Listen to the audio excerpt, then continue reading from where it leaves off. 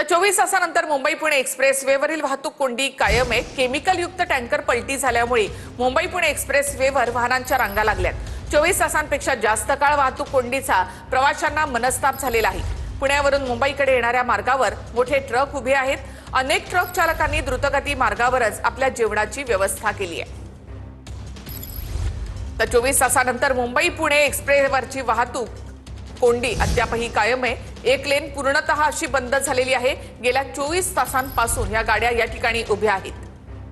Tanker पलटी झाल्यामुळे हा मार्ग बंद झाला होता, त्याला आता 24 तास लागलेत। टँकर हटवण्याचं काम या ठिकाणी केलं जातंय। पर्यायी मार्गाने वाहतूक वळवली देखील जाते, मात्र प्रचंड वाहतूक कोंडी या ठिकाणी झाली आहे। फक्त ट्रकच नाही तर प्रवासी वाहनं सुद्धा गेल्या 24 तासांपासून या ठिकाणी अडकून पडली आहेत।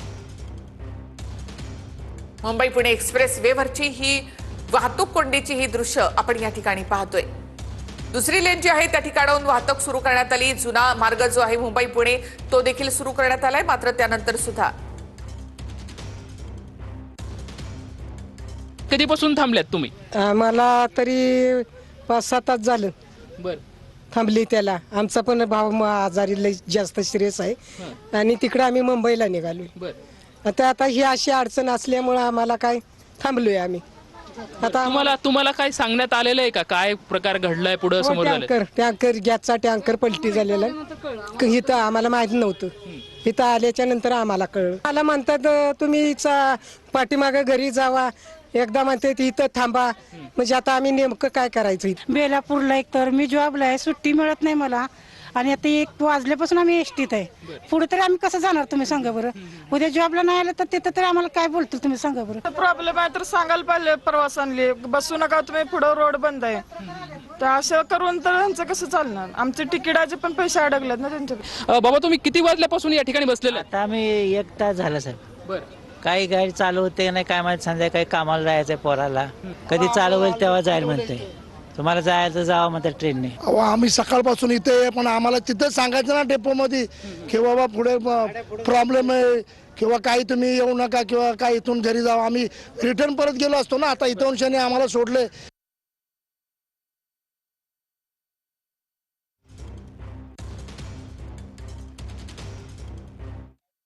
एक खरं आहे की तिथे गॅस टँकर पलटी झाल्यामुळेच, कारण ज्या वेळेला 1000 लिटर गॅस हा ज्या वेळेला बाहेर असतो त्याच्यामुळे अनेक गोष्टीची संभावना असते।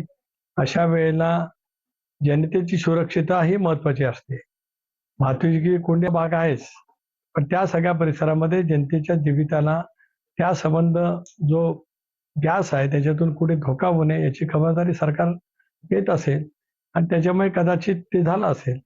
सध्या आपण पुरंदवाडी या ठिकाणी आहोत आणि आपण या ठिकाणी बघू शकतो खरं तर ओडोशी बोगद्यापासून ते या पुरंदवाडी पर्यंत ही सर्व वाहतूक जी आहे ती जवळपास 30 किलोमीटरचं जे अंतर आहे आणि या अंतरावरती सर्व जे वाहतूक जी आहे ती ठप्प झालेली आहे। आणि या सर्व वाहनांमध्ये अनेक बसेस आहेत, ट्रॅव्हल्स आहेत, त्याचबरोबर ती खरं तर भाजीपाला वाहतून नेणारे किंवा दूध असेल असे सर्व ज्या काही गाड्या आहेत त्या गेली 20 तासापासून जे आहे ते या ठिकाणी ठप्प झालेल्या आहेत आणि या सर्व प्रवाशांना असेल किंवा वाहनधारकांना मोठा त्रास जो आहे तो सहन करावा लागत आहे। दुसरी गोष्ट म्हणजे या ठिकाणी खाद्यपदार्थाची कुठलीही सोय नसल्यामुळे अनेक समस्यांना खरं तर या नागरिकांना या ठिकाणी सामोरे जावं लागत आहे। अनेक नागरिक जे आहे ते सध्या रस्त्यावरती आले आहेत आणि रस्त्यावरती येऊन बसलेले आहेत। एक वेगळीच मनोअवस्था खरं तर या वाहतुकीमध्ये अडकलेल्या नागरिकांची आपल्याला या ठिकाणी पाहायला मिळत आहे। कॅमेरामॅन विकी चव्हाण सोबत लक्ष्मण जाधव, टीव्ही 9 मराठी।